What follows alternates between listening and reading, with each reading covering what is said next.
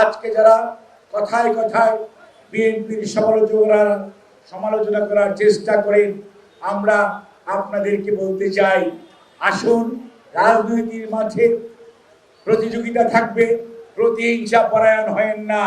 কারণ বাংলাদেশের সর্ববৃহৎ রাজনৈতিক দলের নাম বাংলাদেশ জাতীয়তাবাদী দল, এবং বাংলাদেশ জাতীয়তাবাদী দল সব সময় মনে করে অন্যকে সাথে নিয়ে চলার চেষ্টা করে।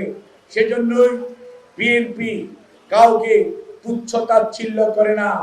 কিন্তু অনেক নেতার কথা শুনলে মনে হয় যে এটা বাংলা প্রবাদ আছে, সেটা মঞ্চে বলা যাবে না, কিন্তু তাদেরকে বলে দিতে চাই, আয়নায় চেহারা দেখবেন এবং সেই অনুযায়ী কথা বলার চেষ্টা করবেন।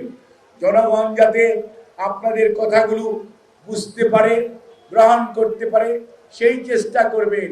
কোনো অবস্থাতেই কি করতে চান জনগণকে বলবেন না, কি চান সেটা বলবেন না, খালি বলেন জনগণ চায়।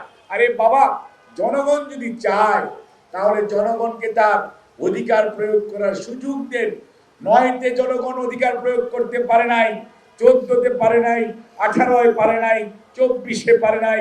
জনগণের কোনো মালিকানা ছিল না, অধিকার প্রয়োগ করার সুযোগ ছিল না। খালি জনগণের কথা বলবেন, জনগণের অধিকার প্রয়োগ করা থেকে জনগণকে দূরে রাখবেন, সেটি তো হয় না। জনগণের মালিকানা দেশের উপর প্রতিষ্ঠিত হয় তার জাতীয় নির্বাচনের ভোটাধিকার প্রয়োগ করার মাধ্যমে। সে নির্বিঘ্নে, নিঃসংকোচিতে, নির্ভয়ে, সুষ্ঠুভাবে জাতীয় নির্বাচন হবে, এবং সেটি করার জন্য যেটুকু সংস্কার করা প্রয়োজন সেটুকু যত দ্রুত করে জাতীয় নির্বাচনের ব্যবস্থা করবেন। জনগণকে তার অধিকার প্রয়োগ করার সুযোগ দেন, জনগণ দেখেন কাকে গ্রহণ করে। তাতে বিএনপির কোনো আপত্তি নাই। বিএনপি তার 31 দফা কর্মসূচি নিয়ে জনগণের সামনে হাজির হয়েছে। আপনি আপনার কথা জনগণকে বলেন, কিন্তু আপনারা ভয় দেখান, মব সন্ত্রাস করার চেষ্টা করেন, মব দিয়ে দাবিয়ে দেওয়ার চেষ্টা করেন। এটা তো কোনো সভ্য রাজনীতির কথা নয়। কাজেই আমরা কিন্তু সত্যিকার অর্থে স্পষ্ট ভাষায় বলে দিতে চাই, 17 বছর স্বৈরাচার দাবিয়ে বেরিয়েছে, কিন্তু টিকে থাকতে পারে নাই। হিটলারও কিন্তু গণতন্ত্র ছিল, টিকে থাকতে পারে নাই। আপনারাও যারা ধমক দেওয়ার চেষ্টা করছেন মানুষকে, এবং মব করে বিচার নিজের হাতে তুলে নেওয়ার চেষ্টা করছেন, দেশকে ধ্বংসের দিকে এগিয়ে নিয়ে যাওয়ার চেষ্টা করছেন, জনগণ চুপচাপ বসে আছে, কিন্তু ভাবার কারণ নাই। জনগণ সেটি বুঝে না। জনগণ বুঝে এবং সুযোগ মতো ঠিকই ফুঁসে উঠবে। তখন কি পরিণতি হবে, অতীত থেকে শিক্ষা নেন।